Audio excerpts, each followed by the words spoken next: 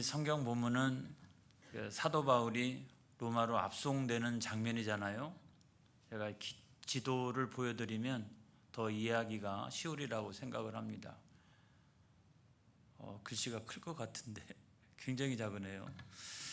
자, 이제 사도 바울이 예루살렘에서 돌레마이, 그 다음에 저쪽 아시아 쪽에 있는 항구 도시들을 쭉 이어가면서 그레데 섬의 미항에 도착을 해서 또 거기서 베닉스로 가다가 유라굴로라고 하는 태풍을 만나서 나중에 그 시칠리아 섬 밑에 있는 멜리데 섬에 도착하게 되고 또 그 경로를 통해서 레기온을 통해 가지고 나중에 로마까지 올라간다는 거 아니겠어요? 그런데 이제 오늘 성경 본문은 그 가운데서 그레데 섬에서 미항에 도착을 했다가 거기서 그 베닉스로 가다가 유라굴로라고 하는 태풍을 만나서 멜리데까지 가게 되는 그런 과정 속에 있는 그런 말씀이라고 생각합니다. 사도 바울은 반대했어요. 거기 가면 안 된다고. 왜냐하면 자기가 1차, 2차, 3차에 걸쳐 가지고 전도 여행을 해봤기 때문에 그 여정이라고 하는 것이 대부분 바다를 통해서 여러 항로를 거쳐서 여행하는 길이었거든요. 너무너무나 잘 알고 있었어요. 예를 들어서 그때가 대속죄일이 지났을 때니까 한 9월 말 한 10월 초 정도 됐으리라고 생각합니다. 그런데 이제 그 유라굴로라고 하는 태풍은 9월 중순이면 생기기 시작을 해요. 그래서 그때부터는 항해하기가 대단히 위험하다라고 생각을 합니다. 그리고 11월 중순이 넘어가게 되면 거의 이제 항해하기가 불가능한 엄청난 태풍들이 막 일어나기 때문에 그때가 되면 항해가 불가능하다고 생각을 해요. 그런데 지금 미항에 도착해서 베닉스까지 가려고 하는 그 때가 9월 말 정도 되니까 9월 중순부터 시작해서 11월 내내 이제 유라굴로 태풍이 이제 그 광풍이 나타날 수 있는데 그 한복판에 있잖아요. 그러니까 저 미항에 그냥 머물러서 겨울을 나자, 그렇게 사도 바울이 이야기했는데 그 죄수들을 압송하는 로마의 백부장이 그 선주들과 또 선장의 말을 듣고서, 그리고 아마 성경에 보면 여러 그 배에 타고 있었던 사람들과 함께 회의를 했던 모양입니다. 그래서 다수결로 베닉스로 가자. 왜냐하면 미항은요 촌이에요. 촌. 그 어촌이긴 어촌인데 완전 촌이에요. 그리고 베닉스는 그래도 해안 도시입니다. 거기 가서 겨울을 나는 것이 훨씬 더 안전하고 편안하고 좋고 아무튼 이러기 때문에 미항 이 촌구석에서 겨울을 나기보다 조금만 더 가면, 여기서 한 74km 정도만 조금만 더 가면 이 그레데라고 하는 큰 섬이 막고 있기 때문에 유라굴로 태풍이 불어도 거기까지만 가면 거기서 안전하게 겨울을 나고서, 그러고 난 다음에 쭉 해서 레기온을 통해 가지고 로마의 남부를 통해 가지고 쭉 위로 올라가면 된다라고 생각을 했던 거죠.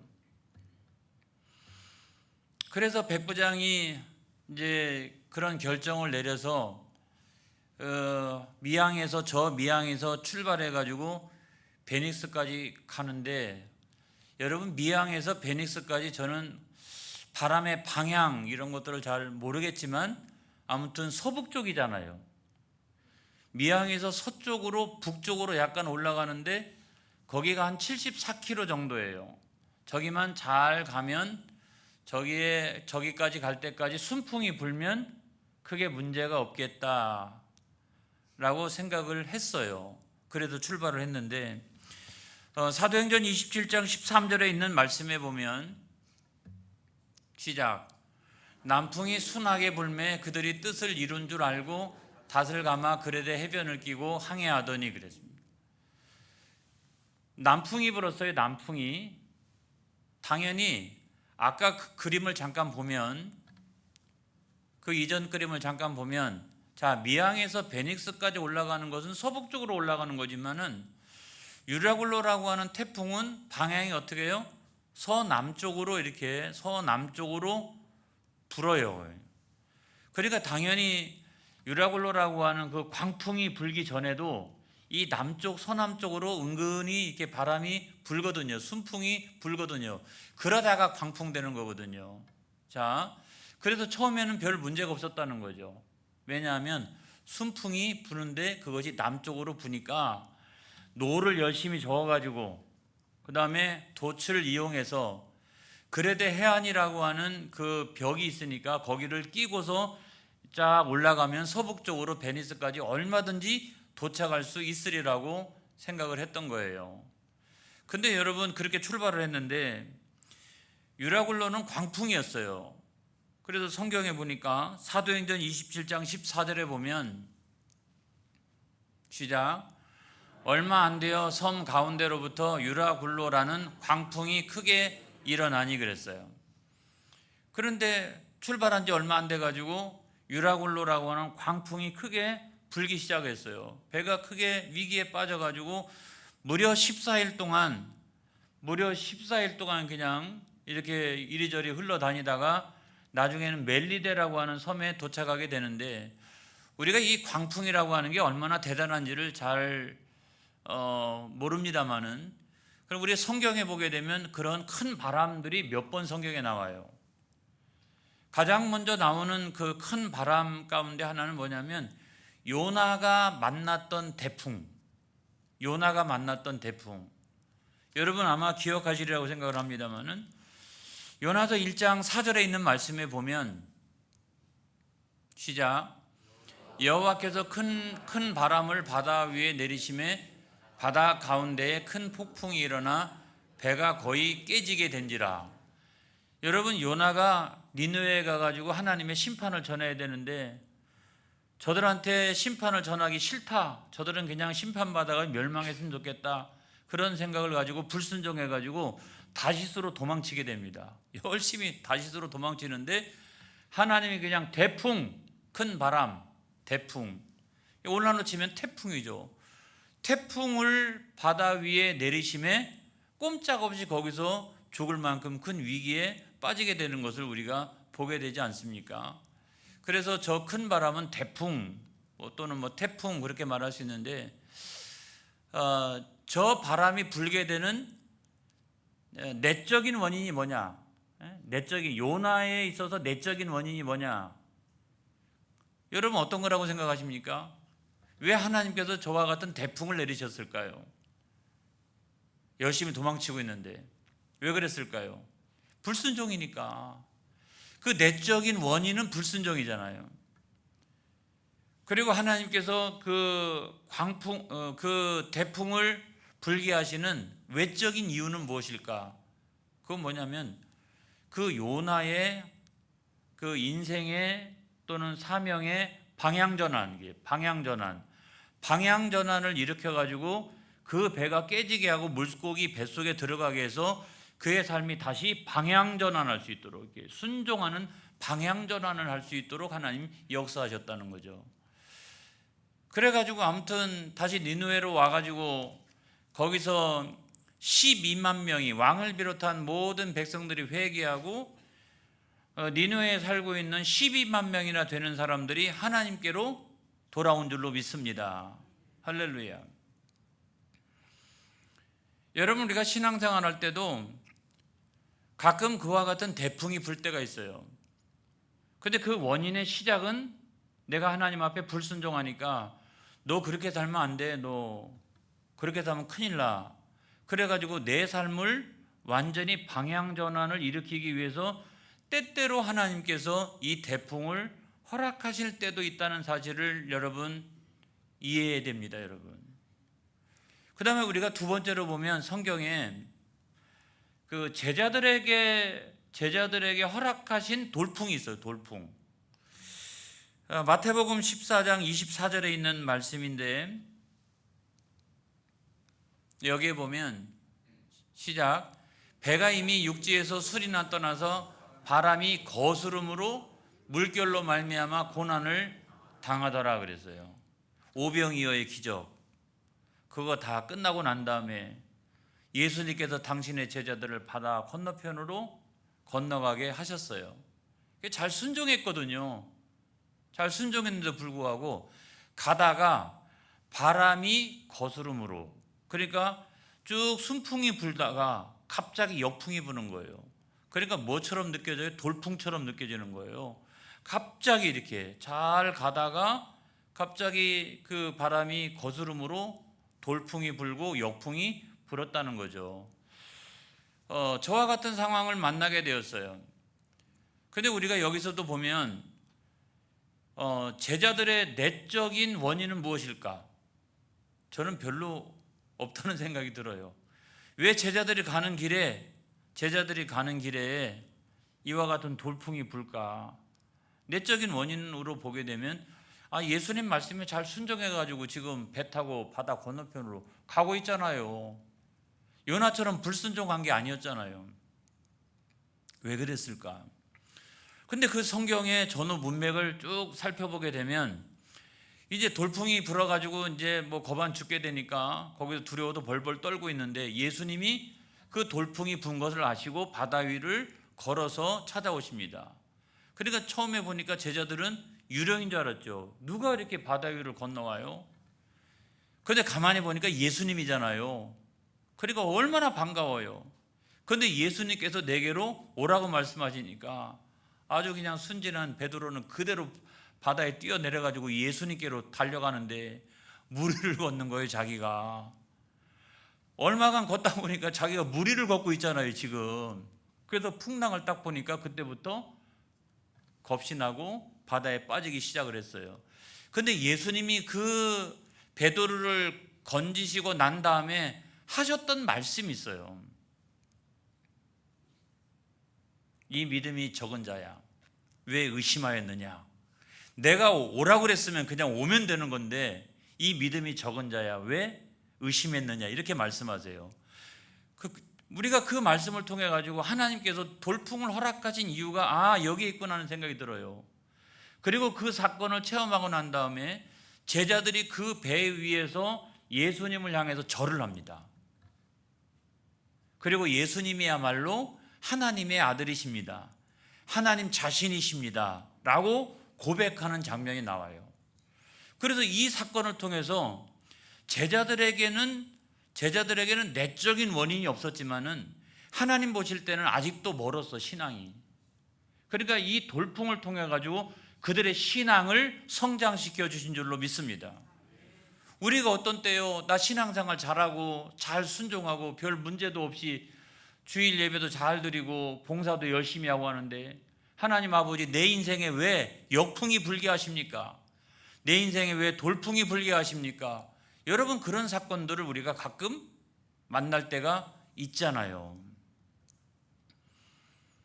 여러분, 그런 사건을 만날 때 우리가 믿어야 됩니다. 여러분, 하나님은 이 일을 통해 가지고 내 신앙을 연단시키시고 내 믿음을 성장시키려고 하시는구나. 할렐루야. 여러분, 그런 때 믿음을 나타내는 저와 여러분이 되어지기를 바랍니다. 여러분의 믿음을 사용하는 저와 여러분이 되어지기를 축복합니다.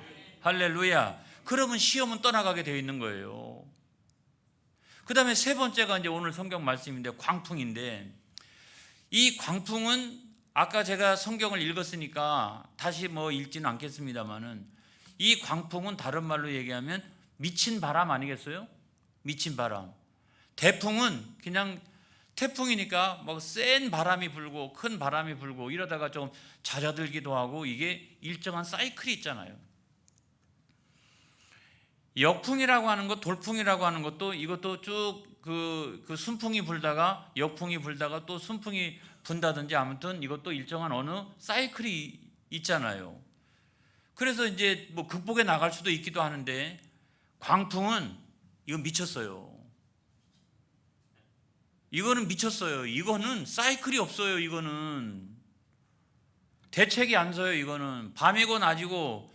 그러니까 14일 동안 표류하면서 떠다녔던 이유가 뭐냐면, 그리고 밤인지 낮인지 알 길도 없을 정도로 이건 미쳤으니까 그러는 거예요. 그러니까 이 광풍이 불면 죽을 수밖에 없는 거예요. 그래서 이 지중해를 항해했던 사람들은 9월 중순부터 시작해가지고 여기 안 다녀요, 잘. 그리고 11월 중순이 지나면 완전히 안 다녀요. 왜냐하면 유라굴로라고 하는 이 광풍 때문에 한번 거기에 걸렸다가는 죽은 목숨이거든요. 살아날 수가 없어요. 이건 미친 바람이에요. 그래가지고 성경이 뭐라고 말씀하냐면 사도행전 27장 20절에 있는 말씀 한번 볼까요? 시작. 여러 날 동안 해도 별도 보이지 아니하고 큰 풍랑이 그대로 있음에 구원의 여망마저 없어졌더라. 이거 한번 만났다가는 구원의 여망이 없어요. 이거 만나면 그냥 죽게 돼 있어요. 이 광풍. 이거 절대로 만나지 말아야 된다라고 하는 거예요. 근데 우리가 이것도 가만히 한번 생각해 보면 이런 광풍이 불 만큼 사도 바울이나 거기 함께 동행했던 누가나 아리스토하고나 이런 사람들에게 어떤 내적인 원인이 있을까? 순종 잘했잖아요. 지금 그 길이요, 로마로 압송당해가지고 그 로마에 가서 복음 전하고 순교하러 가는 길이에요. 이 길 지금 순교하러 가는 길이에요. 자기가 얼마나 순종했더니 자기 목숨 다 내어놓고 하나님께 순종하면서 그 사명 때문에 이 길을 가고 있다고요. 여기에 이 광풍이 불만한 내적인 원인이 있어요? 없잖아요. 그런데도 하나님은 여기다가 광풍을 불게 하셨다는 거예요. 여기에 광풍을 불게 하셨다는 거예요. 여러분, 그 이유가 무엇일까요? 이 내적인 원인에서 찾을 수 없다라고 그러면 외적인데 이유가 있겠죠. 외적인데 하나님은 여기에 배에 타고 있는 사람들의 숫자가 276명이잖아요. 그렇죠? 276명. 근데 거기서 예수 믿는 사람들은 3명 빠지고 나면 273명이잖아요. 273명은 불신자들이에요. 사도 바울이 그냥 아무리 복음 전해도 믿질 않아요. 사도 바울이 미양에 여기 있어야 된다고 내가 기도해 보니까 여기서 겨울 나야 된다라고, 그래도 그냥 사도 바울이 얘기했는데도 베닉스까지 올라가는 이런 사람들이에요. 이런 사람들은요, 하나님의 존재를 인정하려면 죽었다 깨나야 돼요. 아주 집단적으로 있잖아요. 집단적으로 죽었다 깨나는 그런 역사가 일어나지 않고서는 하나님이 살아계시고 하나님이 존재하고 계신다라고 하는 사실을 절대로 인정할 수 없는 그런 사람들이에요. 그러니까 사도 바울을 통해 가지고 로마에 가서 복음 전하기 전에 지금 이 배 안에서 복음 전도를 시행하고 있는 거예요. 하나님이 미친 광풍을 때려 가지고 이 사람들로 하여금 어떻게 하나님의 존재를 인정하게 하고 하나님 살아계심을 인정하게 하고, 여러분, 그 사건 때문에 하나님이 이 광풍을 허락하셨다는 사실을 믿으시기를 바랍니다. 여러분, 나중에 보면 이 광풍 때문에 사실은 더 빨리 갔어요. 더 빨리 갔다고요.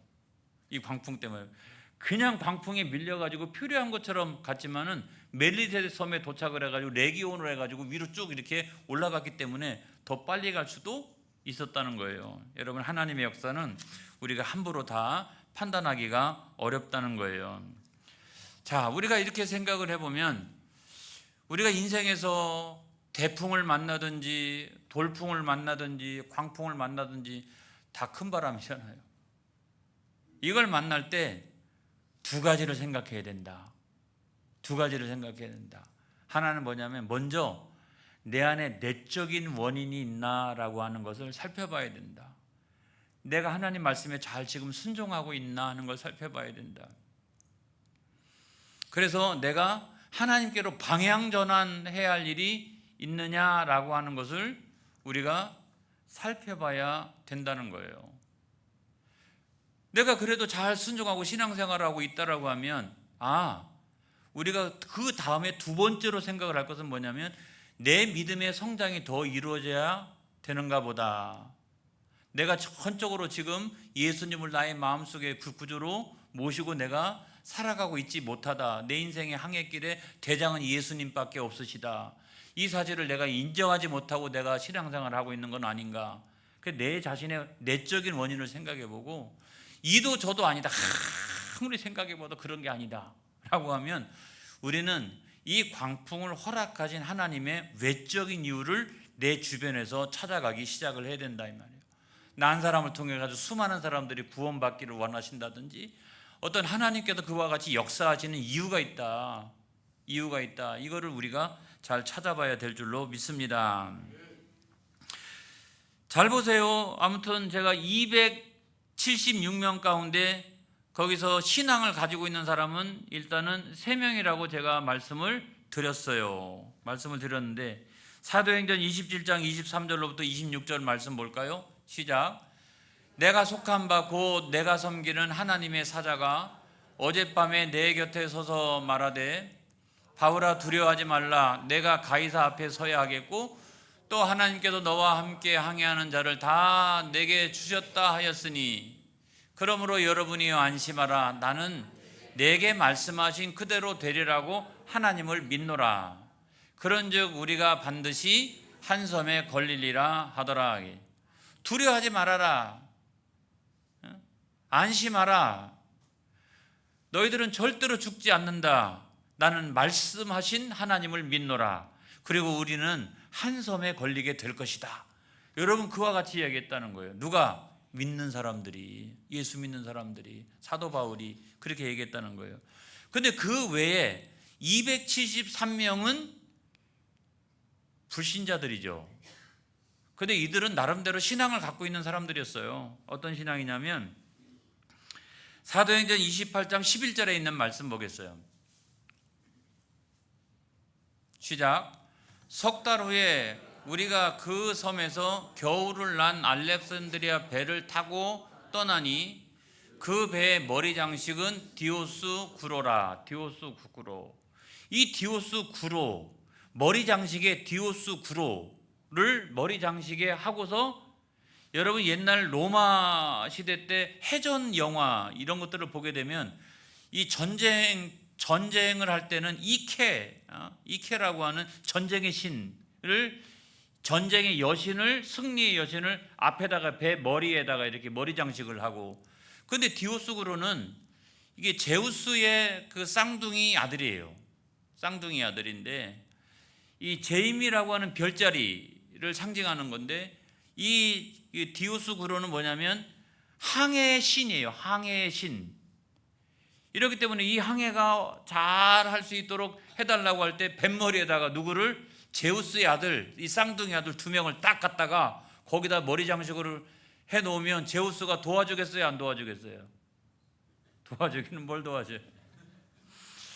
그래가지고 저거는 이제 화물선의 이제 모형이긴 한데 아무리 찾아보려고 해도 찾아볼 수가 없어요. 근데 아무튼 이렇다는 거예요. 배 머리 장식에다가 이와 같이 디오스 구로, 그 쌍둥이 아들을 이렇게 배 머리에다가 해놓고 아니면 거기다가 디오스 구구로라고 이렇게 이름을 써 놓는다든지 이러면서 이렇게 항해를 했다는 거죠. 그러니까 이 사람들은 우리로 보면 불신자지만은 그들 나름대로 보게 되면 뭐냐면 그리스 로마 신화 정도의 신앙을 가지고 있는 그런 사람들이었어요. 그들이 믿는 세계관은, 신앙관은 이 그리스 로마 신화 정도로 이렇게 믿고 있는 이런 사람들이었다는 거죠. 근데 이런 사람들하고 이제 함께 이렇게 지금 큰 항해를 하고 있는 거 아니겠어요? 근데 하나님이 여기서 나타내시려고 하는 것은 하나님께서 살아계시고 하나님께서 역사하시고 있고 만유는 하나님 통치하신다라고 하는 하나님의 존재를 이 항해하는 배의 모든 사람들 앞에서 하나님이 자신을 드러내신 사건이에요. 할렐루야. 나는 그 하나님을 믿노라. 뭐 디오스 구로, 뭐 이케, 뭐 다 믿고 막 그렇게 앞에다 달고 다녀도 다 소용없다. 결국 소용없더라. 그런데 사도 바울의 말대로 나중에 이들은 한 섬에 걸리게 되는데 그것이 멜리데 섬, 오늘날의 몰타 공화국이죠. 거기에 딱 하고 들어가게 되었다는 거죠. 할렐루야. 이 일을 통해 가지고 사도 바울을 통해 가지고 야, 하나님 살아계시는구나. 사도 바울이 믿는 그 하나님이 살아계시는구나. 존재하고 있구나. 라고 하는 것을 거기 있는 사람들이 다 예수 믿고 구원받았다는 말씀은 못 드리겠어요. 성경에 명확하게 없으니까. 하지만은 그 가운데서 얼마간의 사람들은 사도 바울이 전한 복음을 듣고 예수 믿고 구원받는 사람들이 그 가운데 생겼을 거라고 저는 믿습니다. 할렐루야. 저는 이 그 사도행전 27장 이제 뭐 얼마 안 남았어요. 그렇죠? 얼마 안 남았어요. 28장 하면 끝나요. 근데 이 27장을 보면서 그런 생각을 했어요. 이렇게 항해하는 배 276명의 사람들, 거기 믿는 사람들과 믿지 않는 사람들, 이런 걸 보면서 세상과 교회의 관계가 생각이 났어요.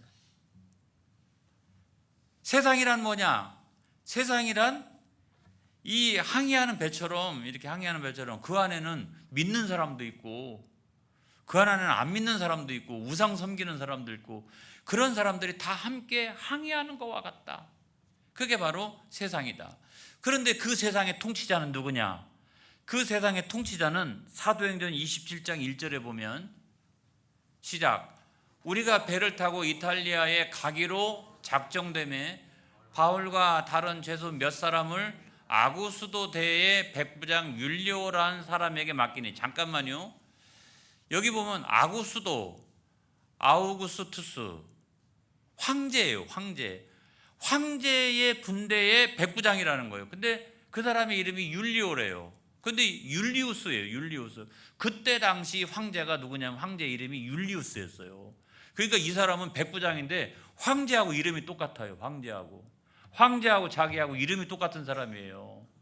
그러니까 여기에서 이 배 안에서 통치자는 누구냐면 저 율리오라고 하는 사람이지만, 율리오라고 하는 사람이 나타내고자 하는 것은 뭐냐면 이 아우구스투스, 그 황제, 그러니까 율리우스라고 하는 그 황제가 세상의 임금이 이 세상의 통치자라는 거예요. 여러분, 통치자라는 거예요.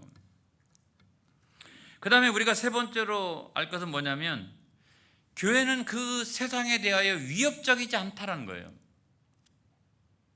교회가 세상에 대해서 위협적이지 않다.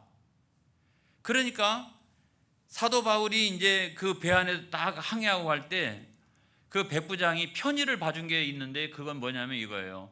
거기 함께 타고 있었던 누가라든지 아리스도하고라든지 이런 사람들하고 함께 거기서 서로 이렇게 꽁꽁 묶여져 있는 게 아니라, 배 밑창에 감옥에 들어가 있는 게 아니라 나와가지고 서로 왔다 갔다 하면 서로 만날 수 있도록 그렇게 했어요. 편의를 봐줬어요. 뿐만 아니라 나중에 로마로 갔을 때 로마에서 2년 동안 감옥살이 합니다. 근데 이게 정말 감옥살이인지 모르겠어요. 한 절반 정도는 구금 상태, 절반 정도는 자유, 이런 상태에서 9명의 제자들과 만납니다. 누가, 아리스다고 뿐만 아니라 뭐 마가, 아무튼 이런 9명의 사람들과 만나는데 거기서 이제 그 옥중 서신, 그 바울 서신을 쓰게 되는데 거기서 4권의 책을 집필합니다. 에베소서, 골로새서, 빌립보서, 빌레몬서, 이걸 다 거기서 집필해요. 그리고 그 9명과 함께 2년 동안 로마 시내 한복판에 나가가지고 복음을 전해서, 여러분 우리가 자세하게 그 내용은 모르지만 그게 지금 사도행전 28장에도 자세하게 기록이 안 되어져 있지만 제가 볼 때는 사도 바울 혼자 나간 게 아니고 사도 바울과 9명의 제자들과 함께 로마를 뒤집어 놨어요. 구금돼 있을 때는 책 쓰고, 구금돼 있을 때는 앉아가지고 막 쓰고, 나갔을 때는 복음 전하고, 자기 9명의 제자들과 함께 쫙 나가가지고 복음 전하고, 그래가지고 로마 대제국의 그 수도인 로마를 그 내부로부터 뒤집어 놨다고요. 할렐루야. 여러분 이걸 믿으시기를 주의 이름으로 축복합니다. 그래서 그런 걸 보면 교회라고 하는 것은 세상에 대하여 위협적이지 않다. 그런데도 세상은 하나님을 거스린다. 안 그래요? 미양에서 베닉스는 서북쪽으로 가는 거잖아요. 하나님의 역사는, 유라굴루는 하나님의 역사는 서남쪽으로 하잖아요. 꼭 인간은, 세상은 하나님의 뜻을 거슬려요. 교회가 세상에 대해서 위협적이지 않는데도 불구하고 세상은 하나님의 뜻을 거슬립니다. 그리고 세상은 또 다른 하나, 교회 말을 참 안 들어요. 제가 아주 욕이 나올 뻔했는데 조금 전에 복음을 아무리 전해도 더럽게 안 듣고, 아무튼 교회가 뭐 이렇게 합시다라고 해도 아무튼 그 세상은 아무튼 안 들어요. 그러니까 사도 바울이 배 위에서 복음 전하고, 그 여기 미항에서 내가 기도해 보니까 미항에서 겨울 나야 합니다. 베네사 갔다가 큰일 납니다. 그렇게 얘기를 해서 참 안 들어요, 안 들어요. 이것처럼 하나님의 뜻을, 교회가 위협적이지 않는데도 불구하고 세상은 하나님 말씀을 거스리고, 두 번째로는 교회의 말을 참 안 듣는다. 참 안 듣는다라고 하는 사실을 우리가 알게 되는 거죠. 자, 오늘 말씀을 제가 결론 지어서 말씀드리려고 합니다. 참, 교회는 세상에 대해서 위협적이지 않습니다. 그리고 세상이 교회에 대해서 때때로 적대적일 때도 있지만 전체적으로 보면 그렇지 않습니다. 때때로 막 순교자가 나오기도 하고 그렇기도 합니다만은 이렇지 않아요. 그런데도 불구하고 그 세상은 어떻게 한다? 하나님 말씀을 거스리고 교회의 말을 듣지 아니하고, 그리고 상식을 존중한다는 거예요. 세상 사람들은 안 그렇습니까? 지금 우리가 살아가고 있는 세상과 교회의 관계를 제가 이렇게 지금 설명했잖아요. 안 그래요? 그런데도 불구하고 세상은 에이 무슨 복음이야, 에이 무슨 하나님의 뜻이야, 그러면서 세상 사람들은 뭐를? 이 상식을 믿어요. 상식. 그 상식을 믿고 갔다가 뭐 만나냐면 대풍 만나고 돌풍 만나고 광풍 만나고, 그래서 멸망의 길로 가는 거예요. 여러분, 우리 교회는 그런 세상을 향해서 뭐 하는 존재냐? 그 세상에 있는 수많은 사람들이 구원받았으면 좋겠다. 그래서 사도 바울이 그 배 안에서 막 복음 전하고 하나님의 뜻을 전하고 했던 것처럼, 거기 있는 수많은 사람들이 구원받기 위해서 애쓰는 사람들이 누구냐면 교회라고 하는 거예요. 그래서 우리는 오늘날 이 세상에서 그렇게 애쓰고 있는 거 아니겠어요? 나가서 복음 전하고 말이죠, 전도하러 다니고 말이죠, 그렇게 하는 거 아니겠어요? 그 열매는 하나님께서 거두신다. 그렇지만 우리는 사도 바울처럼 어떻게 안심하라, 그렇게 막 절망에 빠져가지고 죽어가는 사람들, 멸망길을 향해서 가는 사람들을 향해서 두려워하지 말아라, 안심하라, 나는 말씀하신 하나님을 믿노라, 그 하나님이 나와 여러분들을 사랑하셔도 육신을 입고 세상에 오셨나니 너희들이 그 하나님을 믿기만 하면 저 섬에 한 섬에 걸리리라. 그 한 섬은 뭐예요? 생명의 섬이었잖아요. 안 그러면 다 죽는다니까요. 광풍 만나면 죽게 돼 있어요. 그런데도 너희들은 한 섬에 걸리게 될 것이다. 여러분, 그 섬은 어떤 섬이에요? 구원의 섬인 줄로 믿습니다. 우리는 여러분 이렇게 그 배 위에서, 세상이라고 하는 배 위에서 사도 바울처럼 한 생명이라도 더 구원하기 위하여 복음 전하는 그런 사도 바울과 같은 사람들이 교회요, 저와 여러분인 것을 믿으시기 바랍니다. 오늘도 이 사명 잘 감당하는 저와 여러분 되어지기를 주의 이름으로 축복합니다. 기도하겠습니다.